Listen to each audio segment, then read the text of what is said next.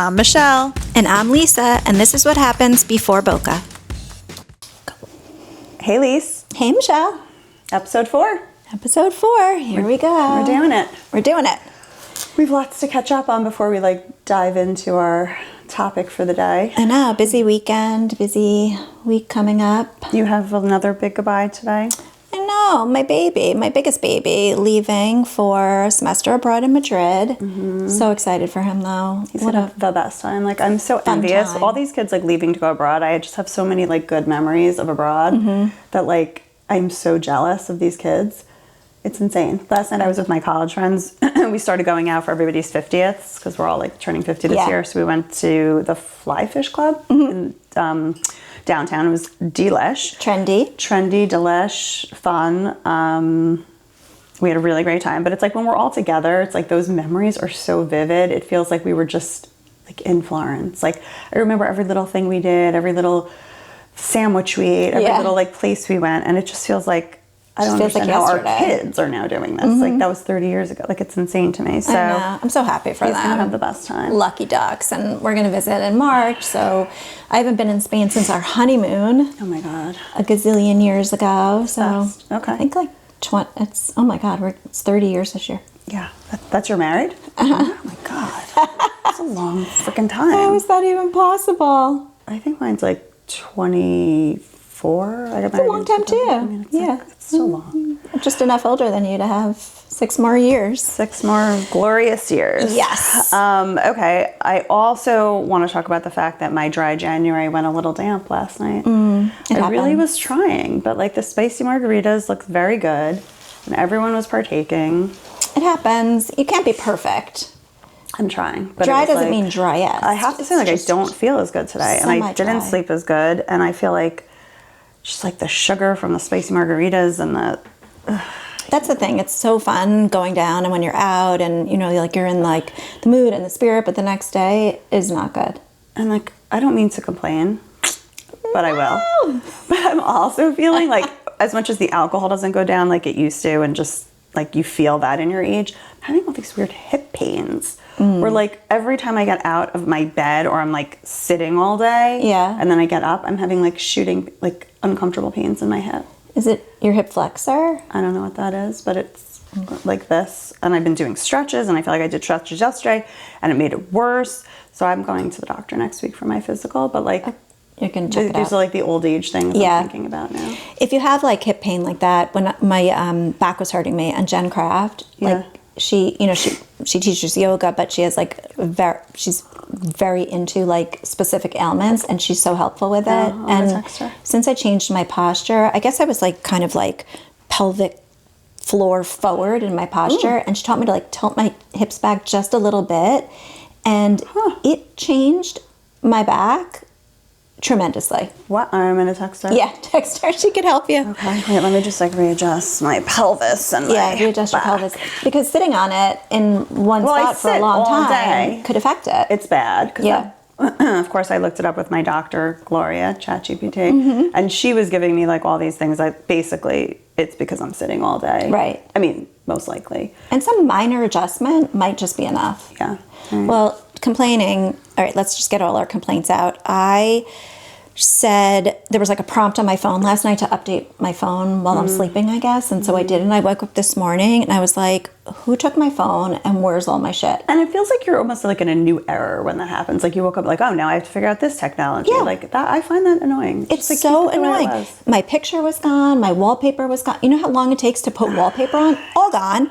And then I feel like they do this on purpose. Yeah. Every search box where I'm used to searching on the top of the screen is now at the bottom of the screen. Annoying. Why?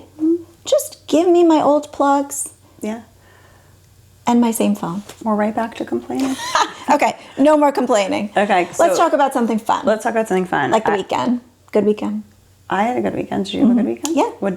You did something fun. So we went to PBR, which what that is. Professional bull riding. I mean, okay. So here's my take on PBR. A few years ago, so my kids ride English style, which is very different from Western. English is much more European, much more Hermes. Western is the down and dirty rodeo, like barrel the real racing, cowboys. the real like cowboys, like the wild, wild west, Yellowstone. So, my boys love horses, so they also love aspects of that, especially Silas loves like the rodeo. So a few years ago, he said, oh, PBR, which what you just said, I was like, what is PBR? Yeah. Is coming to Madison Square Garden. So I was like, a perfect Hanukkah gift. It comes in January. Yeah. We go. If you would have seen what was going outside, what was going on outside the garden, you would have peed in your pants. I mean, it was like cowboy hats and boots and people not from around here. And it was like a to-do. We go in, there's a ring set up in the garden with bulls and horses and you just watch riders them, like, ride around? So you watch them. So what they do is they attempt to stay on the bull for 8 seconds. The bull's like bucking. The bull's bucking. They have to they can't touch the bull with any parts of their body except like where they're sitting. And their score, so it's like a 100-point scale. If they stay on for 8 seconds, they get a score. 50 points for their technique and 50 points for the bull, because some bulls are more cooperative and some are more bucking, like bucking bulls. The crowd goes crazy. Before it even starts, there's like a very serious prayer. This is not your average, you're not at the Knicks game anymore. It's like you're in a different world. You're literally in Kansas. And it's so interesting to me because this year what I noticed, so we go back every year. This year I noticed that the prize money is larger, so I feel like there's more notoriety. There's like 800 riders on the circuit, but very few. And this is not like U.S. Open prize money. This is, maybe they'll make $1 million, but most of the riders make nothing. Most from South America, a few from like Texas, Utah, and the crowd goes nuts for them.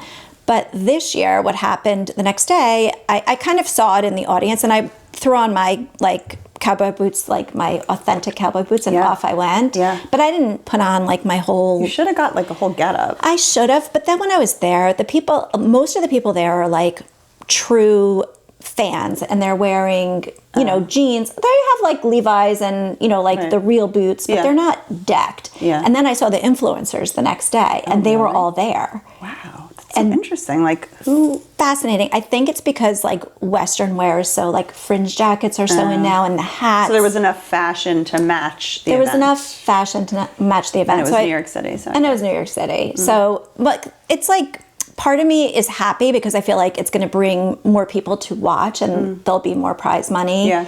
But part of me, like, it was like sad because I think it takes away from like the true fans. Yeah. Like the guy behind me was commenting, there's in the middle of the arena, there's like this indoor box that you could watch from, and everybody that was parading through to go into the box, they take turns being there, is like all decked out. So it wasn't the true fans that were like down in it. It was like vintage Levi's versus like an unboxing you watch on, is that what they call it? The influencers unboxings? Unboxing. Yeah. It was like all about their outfit. But yeah, it's so funny. I heard a new term. I saw it on Instagram this weekend. It's called a choppelganger. Oh. It's like the off-brand version of like the original thing. Okay. Like they were calling it like the Temu version of something. So like these fans sound like the off-brand version of the like authentic fans. And my shoes. The Temu version of the Yves Saint Laurent. Oh, the Zara ones. The Zara ones. Well, dupes. Dupes are dupes. Dupes are dupes. I love the jacket, though. Thank you. This isn't a dupe. It's like, a little nod to like the military jacket that's coming out now. But it's very comfortable, and it doesn't look like it overtakes me. No, it's a good silhouette for you. Yeah. So I probably spent my weekend watching Tell Me Lies, if anyone else. Because now that I'm done with Heated Rivalry, I had to move on to Tell Me Lies. Yep. Did you start it yet? Well, first of all, Heated Rivalry, I was getting my hair done today, and Spencer, who's the only male person that works in the salon, was like, my girlfriend wanted me to watch the show Heated Rivalry, and I was like giggling to myself. I remember, I feel like if you haven't watched it, you're living under a rock. Yeah, I'm gonna watch it this weekend. I promise. Yeah. Well, I started Tell Me Lies. Oh, it's like I only want to watch one at a time, but I can't help myself. Then I binged all 3, and now I have to wait for the next one to come out. I mean, it is so toxic and so effed up, but it's like addicting. It's addicting. I didn't start this season yet, but I'm still like kind of like not over last season. I mean, the like emotional withholding and like the push and pull that he does with her, it is literally so toxic. And I feel like a lot of people watch it, they're like rooting for her to do something different, like reject him, do something, and it just doesn't come. She just wants more. It's like addictive, that emotional and it's pull. like, I don't know if you watched 3 yet. I'm not gonna, no spoilers. You didn't watch it? There's like just some real anti-feminist kind of like, I just don't, it's like, it takes it in a weird direction, but I'd be curious to see what other people thought, because it was really like intense, and I don't know. It's, you want to watch it, but it's like almost like feels like, am I watching like a train wreck? Right. Kind of a thing. So. And I think probably for some people, based on their previous relationships, it's probably very like triggering, triggering. Yeah. Anyway. I also watched the Golden Globes. Did you watch the Golden Globes? Love, love, love. All right, let's break it down. Let's break it down. Like, who were your favorites? All right. So, well, first of all, I wanted to mention about the Golden Globes, and, this is just like something that I love.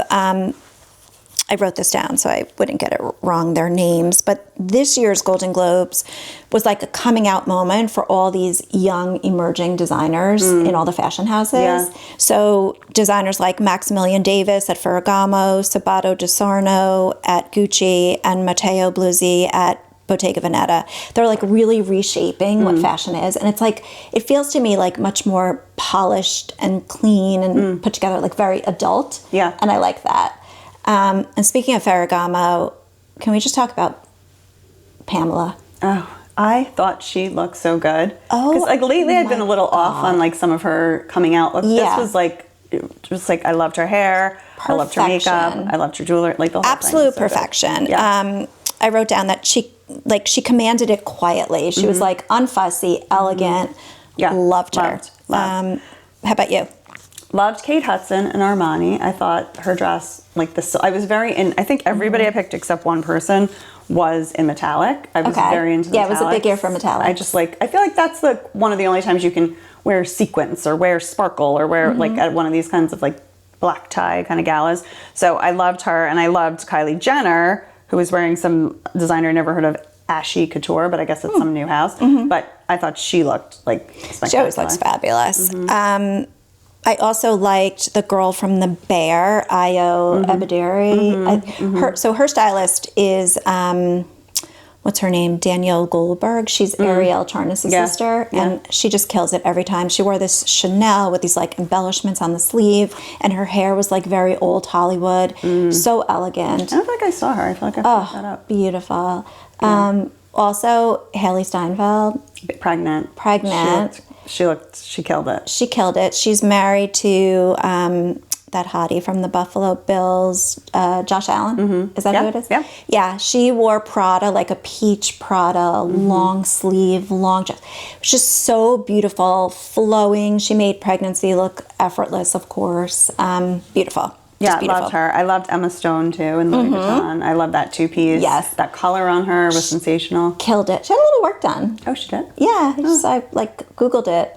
But it's so tasteful. Yeah, I loved her hair short. Yeah. I just liked her whole look. Yeah, I think that's the trend, like this tasteful, just like a little cleaning upping. And forget about, I thought like George and Amal were like, her red. Like that was like vintage Bottega Veneta. Yeah. Yeah. But like they're like wax figures that you want to like put on yourself and not touch. Like I loved the guy from The West Wing, Matthew Reyes, is it? And well, I always call her Felicity, but that's not her name. But that's not her name. Oh my gosh.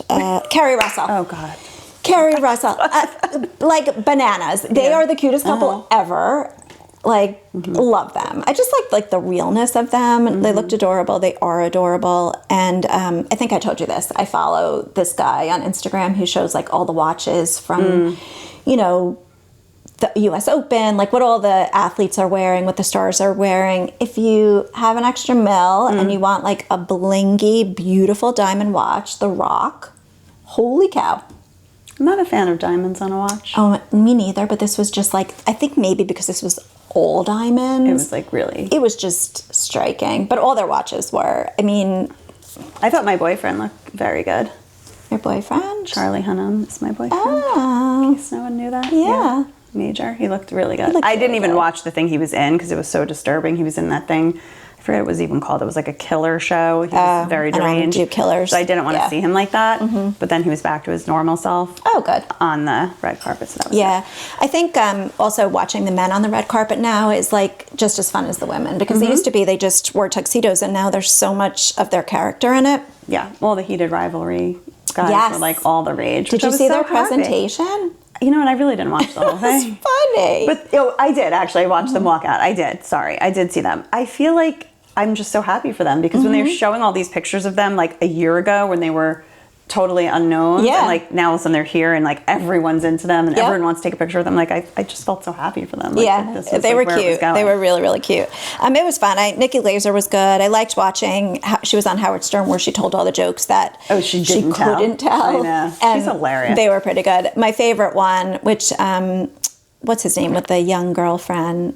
She was like, you know who I'm talking about? No. Leonardo. Oh. And is she really got him good? Yeah. I mean, it is a little ridiculous. It's embarrassing. I mean, Leonardo, I guess if you're him. I know, right. And if you're her, you're like, he's hot. Right. Okay. All right. So I guess we should get into what's on tap for this week. Okay. So in thinking about our next chapter and really like growing and evolving, and also thinking about where we came from, you know, in my 50 plus years, your 50 minus years, we want like more understanding and principles that guide us. So this week's challenge was to identify the mantras that we really live by that work for us, ones that we want to adopt, and also ones that we want to pass on to our kids. And just so we don't make it too kumbaya-ish, because that's not the purpose of this, we also talk a little bit about socially unacceptable mantras, the ones that make us giggle, and what we really are thinking when we're not waiting on the carpool line anymore, but if we were on the carpool line. Yeah. This was like a challenge that when we talked about all the different story ideas we wanted to tackle, like that you and I were both very excited about. And it's like interesting. I don't know why it resonated so much with us, but I think we were both just excited to like think about. And I use mantras and like these kinds of, you know, principle guiding kind of statements a lot in my treatment with my patients. So for me, I'm always thinking about them. Right. But to think about them for myself and like which ones really mean something to me and which ones actually like I really use a lot and actually was very interesting. I don't know. This was like a very... I think sometimes like the word mantras is like scares people because they feel like it's too heavy or it's too much. And I just like, when we were thinking about it, something that I forget what you said, but it made me think it's just like quiet, like words or thoughts or feelings that you kind of keep to yourself, but that you like go back to. Oh, we called it the emotional North Star. Yes. Yeah, which I love that. So the actual concept of the word mantra was first seen in like a Hindu text called like Vedas or something like that. And they were chanted, right? So mantra really means mind, and well, man means mind, and tra means tool. So it's like a tool of the mind. And I think initially when mantras were being used, they were used more in the chanting, if you were meditating, and they were more about sound and vibration. And the thought was that these sounds had like, you know, powers to sort of guide you in different directions, right? Makes sense. But now in like the more modern sense, it's more like guiding principles, emotional anchors, reminders of who you are and who you want to be. And like we said, like an inner North Star. Right. So, and they're easy to do. They're simple. They don't have to be like this big, difficult thing. No. It just becomes like a part of you. And I bet you if you thought about it, if you're like, I'm not into mantras, no good, turning off this episode, don't turn it off yet, because I can guarantee that you do this even without thinking about it. Yes, that's the thing. It's like, these aren't like phrases we're like stamping on the wall and like some home goods kind of like, you know, home is where the heart is kind of a thing. These are just like, yeah, like, I don't know. Well, let's get I think the first question. Yeah, let's get into it. So what mantras do you live by now, I guess, is the first thing that we want to talk about. So the ones that I sort of wrote down that I think are kind of the one that, I mean, it was hard to pick. I had a lot. But so the first one that I went with was focus on what is in your control. Right? So this is like a Stoic concept. I've been very into lately, like reading books on Stoicism and things like that. And so, being able to put your energy towards the things that actually you have control over, things that actually you can make move in the direction that you want, right? So your efforts, your judgments, your values, your responses, you stop trying to control other people, right? You start thinking about, where is my place in all of this? What do I have that I can control? And I think that really relieves you a lot of the time of trying to, again, control things you have no control over, the weather, other people's judgments of you, how things turned out, if you got into a certain college or you didn't get into a certain college, if someone wants to be your friend or doesn't want to be your friend. Right. And so focusing on things you have control over, to me, is one of my guiding kind of mantras. Yeah, I love that. I think it's so important. It's something you sometimes take for granted because we live in this society that wants to control everything. Yep. Okay. Yeah. Mine, my first one that I wanted to talk about is kind of similar to that, in that what can we control? And it's, we could do hard things. So this first popped up probably Glennon Doyle. What's her name? Glennon Doyle. That's her name, right? That's her name. Okay. This first popped up probably 13 years ago with Jake when he was diagnosed with type 1 diabetes. And, he's this little pipshka 5-year-old, and I thought oh my God, everybody meet Ruby, by the way. She's just coming in to say hi. Hi, Rubes. And I was oh my God, how is this even possible? And I remember driving from the doctor's office where, we first learned to the hospital and saying, I can't do this. I have a 7-year-old at home, I can't do this. And by the time I got to the hospital, I had decided that not only do I have to do this, but I can do this. It's a hard thing. And so from then on, I think with life, every time, Ruby's tail, every time I stop for a second and think and it could be something silly an exercise on the reformer that I'm trying to get through, or it could be something really difficult somebody has a heart attack. You can do hard things. And I love that one. It just really resonates with me. It doesn't mean that I'm failing. It doesn't mean something's wrong. Hard things mean I'm capable. It's about motivation. It's about competence. And I often think how Jake lives his life, and it inspires me to push through hard things. Yeah, I mean, I think mantras become so important, just circling back to this, to also help make decisions. It's your wisdom guideline, right? So if you keep these things in your head, it really helps you, when you are faced with adversity, when things are happening that feel hard, it reminds you of the path you want to choose, the path you want to go on. So I just I love that one because I think, clearly the time we most likely are going to pull from a mantra is when things feel hard. Feel we're struggling. And these mantras are not a personality overhaul. They're just they're little slight nudges. Yeah, and they're just reminders. Yep. Like we said, North Stars. Okay, Yeah, so the second one I did was two things can be true. This is one of my favorite. I apply this in so many directions. I think it's the idea that we can live in the gray.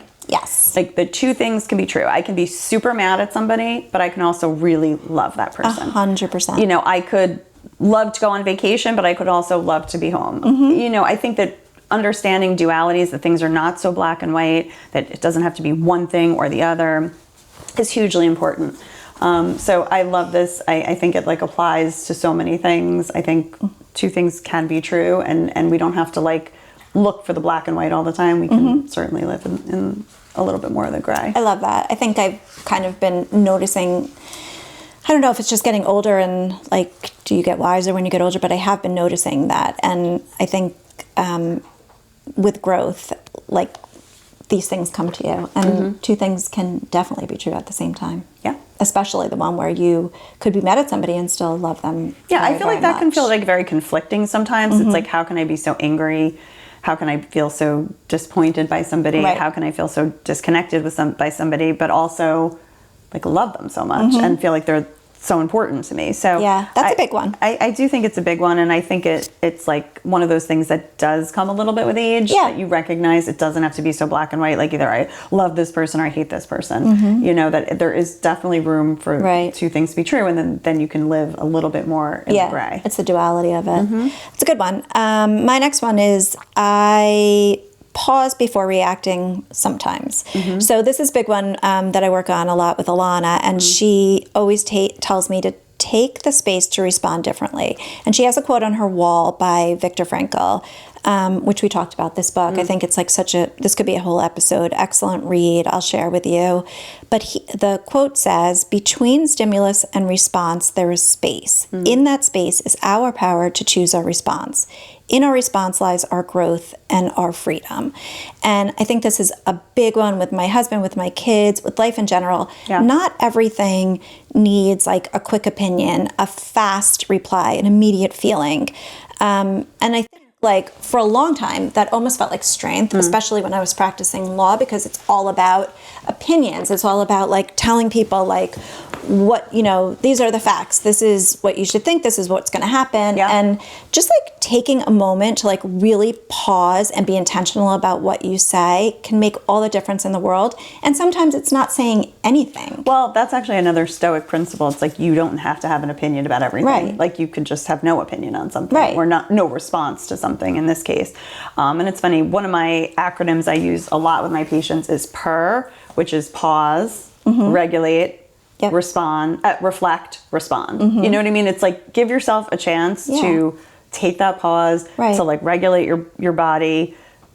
Then you can reflect, and then you can respond. Yeah, because you know, if you just jump from trigger to response, chances are you're going to say the things you don't really want to say. Right, and it gives you a chance to like have a default. You don't always, you know, that urge to jump in and explain or defend. So I come back to that sentence a lot. I can pause sometimes without reacting, and sometimes that pause is like the win. I agree. I like that one a lot. Okay. Thanks. All right. So what are the mantras that we want to take with us moving forward, right? Like what are the ones that like we want to make sure we're really using in like this next chapter? Okay. So this is a big one in this is like a Garyism. Like he tells me this all the time.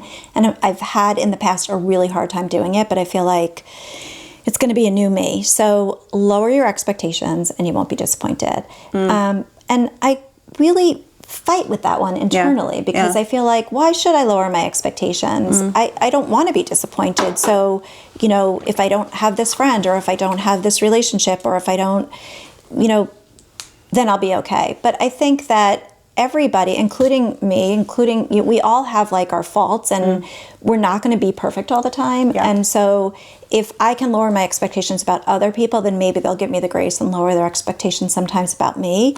And it's not like I want to be less of a person. It's just that, you know, everybody makes mistakes. Everybody has their flaws. And so if I don't expect so much from people, then I won't be disappointed, and I'll just love them for who they are or for what they do. I like that one a lot. Yeah. Yeah. How about you? I think that's like an actual hard one because I think sometimes it feels like we're then like, what's the right word? Like letting go of some of our principles to meet somebody. But I think meeting somebody where they are and not, you know, like everyone has a different capacity. Everyone has a different capability. Right. So. And it doesn't mean they're weak. It doesn't mean you're weak. It just means like, let's just meet together on this like, like, you know, simple playing field instead of so complicated. Yeah, I would agree with that. Okay, mine for moving forward was later is a lie we tell ourselves. Oh, this is true, sister. Right. I feel like I'm getting to the point where we're old enough and wise enough to recognize like there are no guarantees. So constantly saying like, I'll get to that later. I'll do that later. Even for me, like the smallest thing, like if I'm walking up the stairs and I see something has to be brought upstairs, I'm like, no, do it now. Right. Like, don't tell yourself you're going to do it later. But that comes like the bigger things too. Like if you want to write a book, don't tell yourself you're going to do it later. If you want to travel somewhere, don't tell yourself you're going to do it later. Like do things now. Later isn't guaranteed. Yeah. Like, you know, I'm like so not a procrastinator. So you get things done. I feel like when you are constantly like putting things off, you know, getting together with that friend, making that phone call you keep meaning to make, reading that book you said you would read 3 years ago and you never got to. It's like, just do it. Just do it. That's a good one. It's a good one. I like it. Yeah. So the next thing we examined is the mantras that we want to pass on to our kids. This is a good one. This is so important. You know, we were just talking before we started recording about like how important our job is as parents, and the littlest things that we could impose upon them for them to carry forward is, I mean, something. It's like what your legacy that you're leaving them. So my first one is be brave enough to be bad at something new. And I think this is how good things start. I think it teaches resilience. I think it teaches like that struggle isn't failure, that kids believe that they have to be good at something immediately. And it's just not true. And I think you learn this with time. It creates confidence. It encourages curiosity. It prepares them for real life. And it teaches courage over outcome, which I liked that a lot. Like, have the courage to be bad at something and not worry that you're not perfect at it. Because, you know, you might not be perfect at it ever, or maybe you'll just be better at it. Yeah, I think that, like, actually resonates to me in terms of this podcast, right? It's like we have no idea what to expect. We were maybe going to feel like this was horrible. This could be a big flop. It still could be, it's all scary feeling. You know, and so to try something new, I think it's important for our kids to see us trying things, failing at things. Yes. You know, to try something and be terrible at it and just be able to be like, yeah, I'm really bad at pickleball. Like anyone who's played pickleball with me knows I'm like horrific pickleball player. You're not horrific. I am. Nobody wants You're to be on my fun. team. You're funny. So this is like the win isn't being the best. The win is like trying. And I think for kids, if you always want to be the best at everything immediately, I think your world stays really small. Yeah. And, you know, I want the kids to be willing to be bad at something to see, like, what they could be better at. Yeah, try and fail. Yeah. That's the win. I agree. Okay, so the first one I picked for what I want my kids to be kind of, like, instilled with is, like, will this matter in 5 years?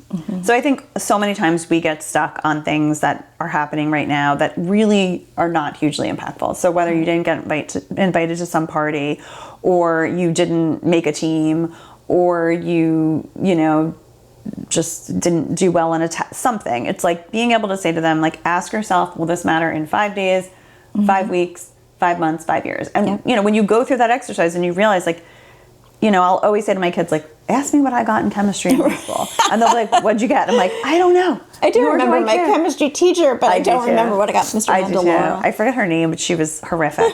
But again, like, you don't hold on to those things. Like, they don't matter in the way that you think they're going to matter. And I think, you know, really being able to tell yourself, let that go, move on from it. It's not defining who you are. It's one little blip in the screen. It's one moment in time. Right. Like, I really try to instill that in my kids. I like that, because everything does feel like very big in the moment, and then poof, it's gone. And you don't even remember. Yeah. It's a good one. Yeah. My next one is, my boys know, like, if there's, hey Siri, play, everybody's playing, like, I don't know, Gary's playing Goose or some crazy music, and I'm playing Bruce Springsteen. So my next one, oh my God, did you say play Bruce Springsteen and you're... Oh my God, Siri, off!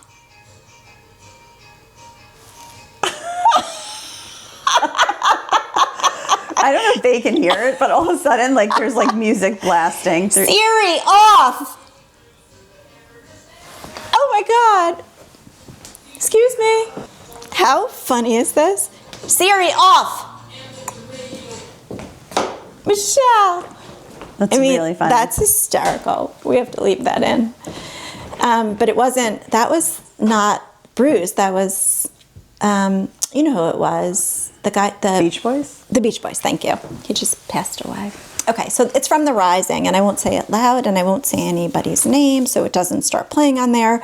But it's do right by people even when it's inconvenient. And I always tell my kids, like, integrity is something that you have that you cannot be taken away from you. You can give it away. It can't be taken away. And it's just, it builds character. Wait, could you say that again? The whole phrase. Do right by people even when it's inconvenient.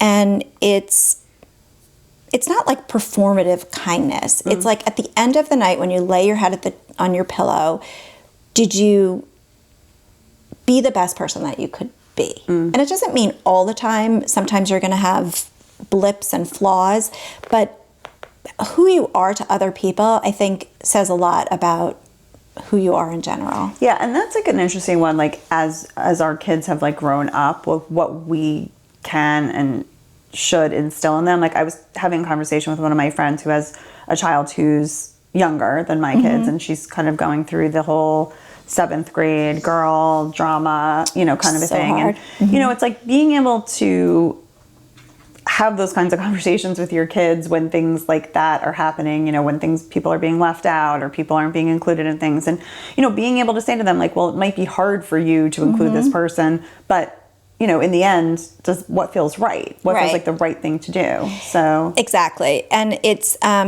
sort of like doing the right thing when no one's watching, because that is like, I think, a true test of like where your integrity lives. Yeah. I just wrote down a few things. It teaches accountability over excuses. It earns trust that lasts. It develops moral confidence. It prevents rationalizing bad behavior.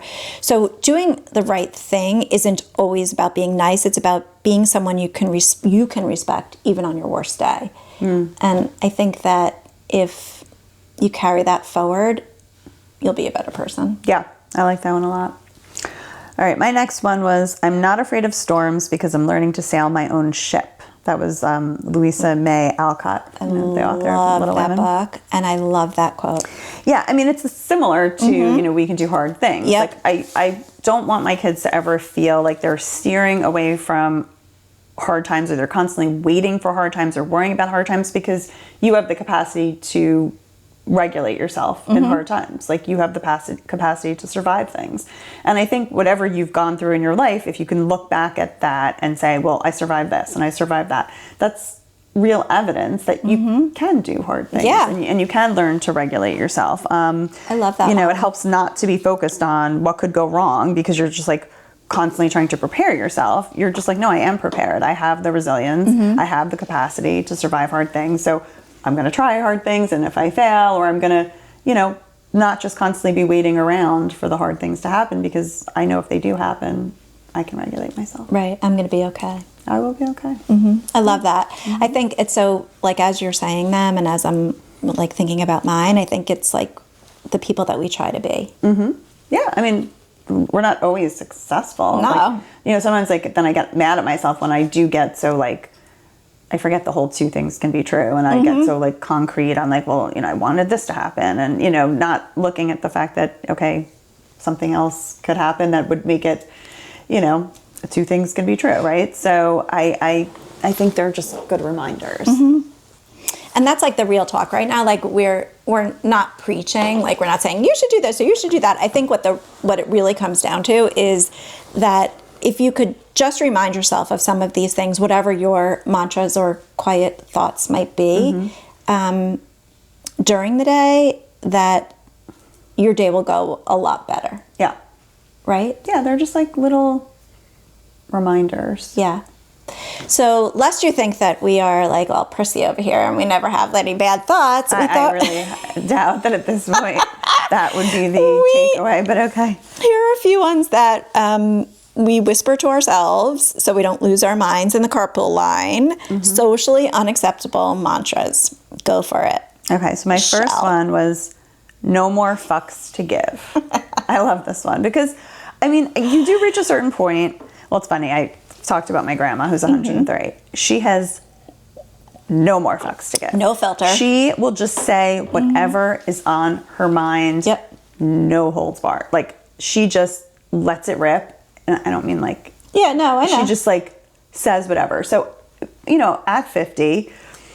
we should still have some fucks to give. We can't just say whatever. We can't just say exactly what's on our mind. But I do think like that's like legit. Like at some point you just have to be like, I don't want to care anymore. I don't want to like let all these things bother me anymore. So to me that's like the nicer interpretation, but like I have no more fucks to give. I like that one.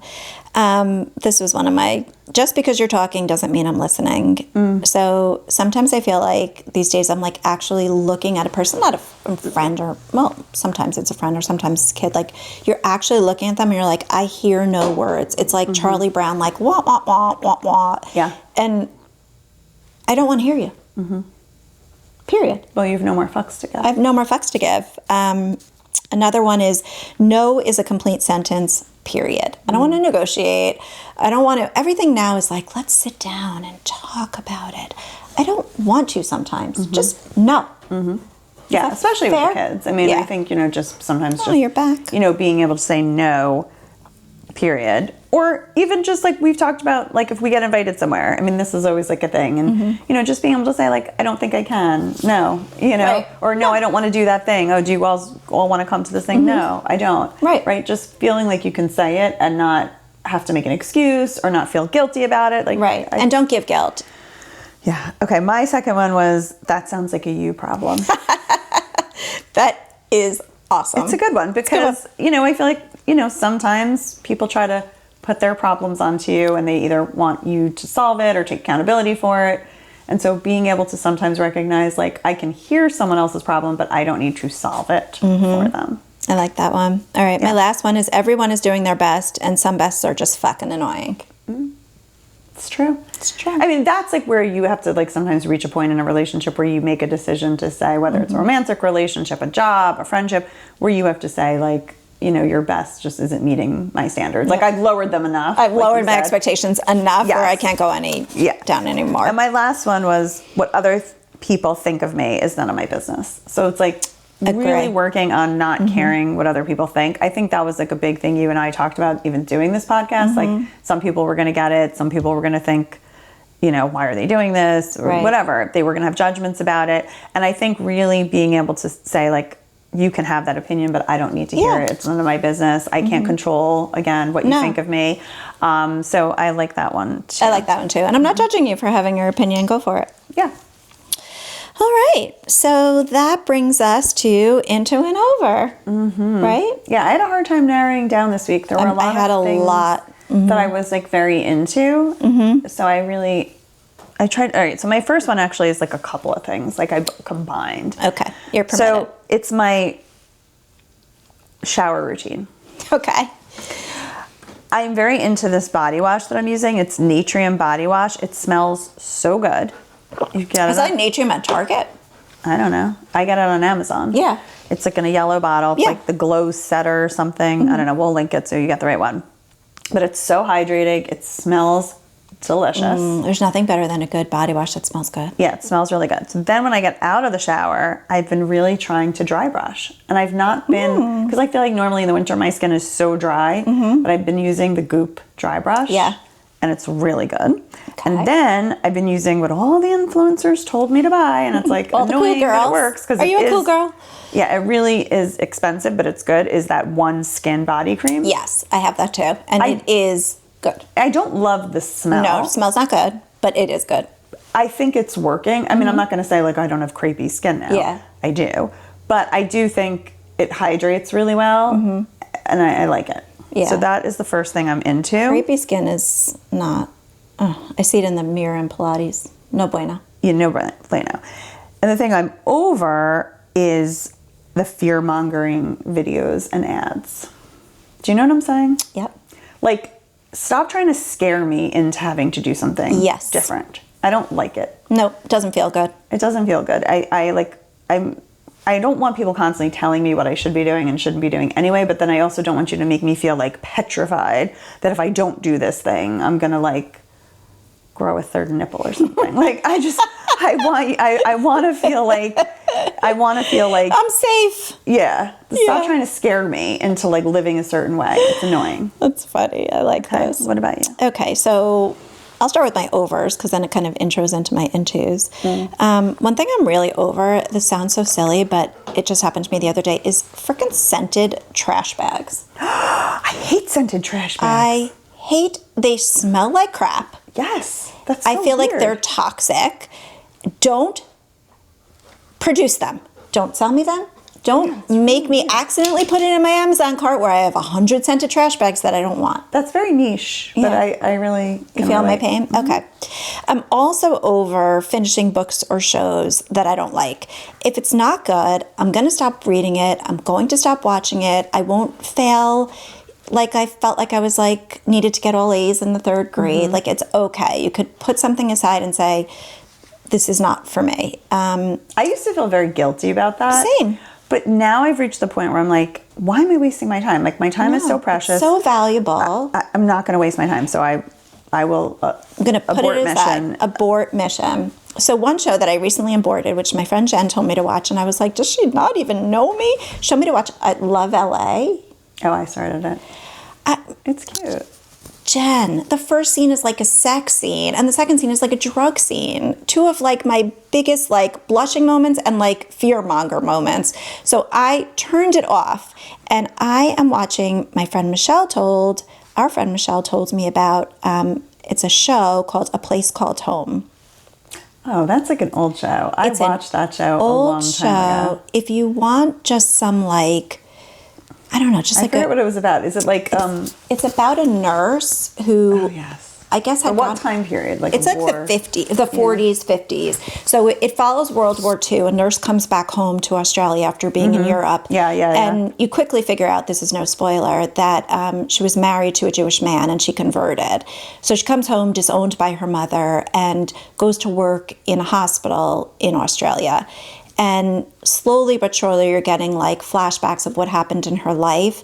But it's just like a period drama that is like, I love it so much. I can't stop watching it. Okay, that's a good one like to be into. Really good. So the next thing that I'm into, don't judge, is this like little cute label maker.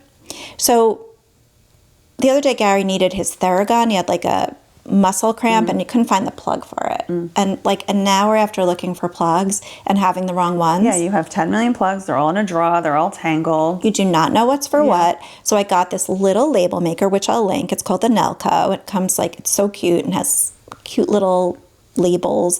And I've had label makers before where I could also never find the plug or a battery for it.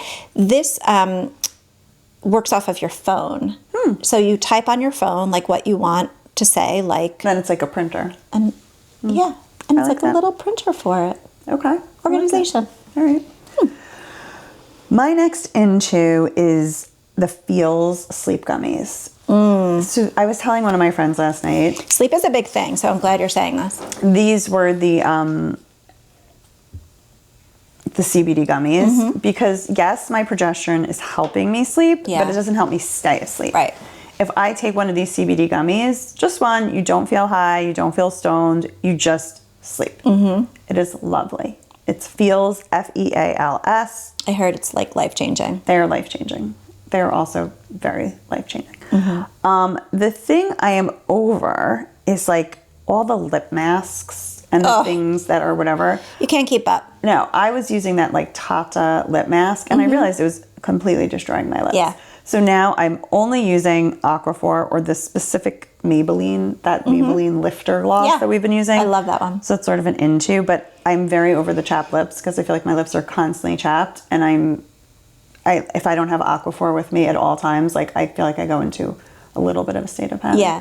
I feel like, so for Aquaphor, you could use it for so many different things. And I feel like a lot of people on Instagram are now reverting back to like the basics. And I'm here for it. Let's get away from all of these Sephora products that are not clean, they're not healthy, No. they don't work. And they're a waste of money. And they're a waste of money, and just go back to the basics, the simple, pure things that really do work. I know. I love that one. Can I ask you another random question? Because I was having this debate with one of my college friends last night. If you go into like a restaurant, into the bathroom, do you squat or do you sit on the toilet? Oh, I never sit.